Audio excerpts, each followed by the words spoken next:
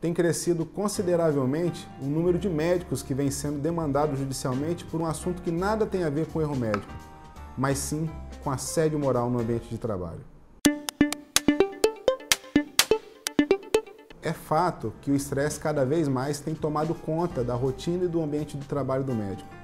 É o paciente que está cada vez mais exigente, é o plano de saúde que está cobrando mais, pagando menos, é às vezes as clínicas ou os hospitais que não têm uma estrutura adequada, nem humana, nem de estrutura mobiliária e de ferramental para dar para o médico, e aí é natural que uma vez ou outra surja um rompante de ira, um rompante de raiva em que o humor acaba não resistindo. E exatamente por isso, não é à toa que o número de ações por assédio moral vem aumentando ano a ano, de técnicos de enfermagem, de enfermeiros e até mesmo de residentes que movem ações contra médicos dessa natureza. O assédio moral é aquela conduta que coloca a pessoa numa situação humilhante ou constrangedora no ambiente de trabalho. E aí alguns pontos precisam ser observados. Primeiro, para se caracterizar o assédio moral, além da conduta que coloque a outra pessoa no estado de humilhação ou constrangimento, é importante que essa conduta tenha que ser reiterada, contínua, e que também ela seja praticada contra um subordinado.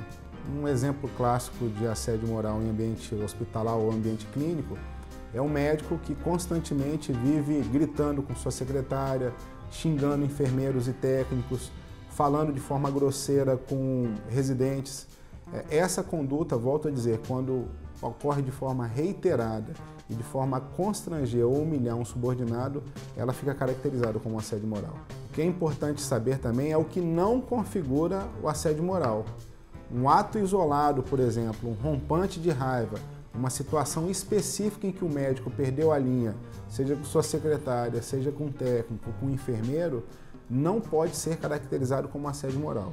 Os profissionais da saúde também precisam ter consciência de que o ambiente hospitalar ele nem sempre é dado a amenidades.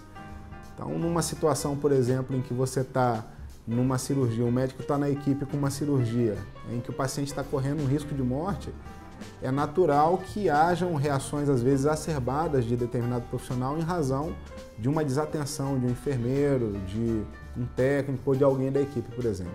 Isso por si só não vai poder ser caracterizado como um assédio moral. A análise daquilo que é um assédio moral e daquilo que é considerado tão somente uma postura mais firme ou enérgica do médico, ela precisa ser analisada caso a caso.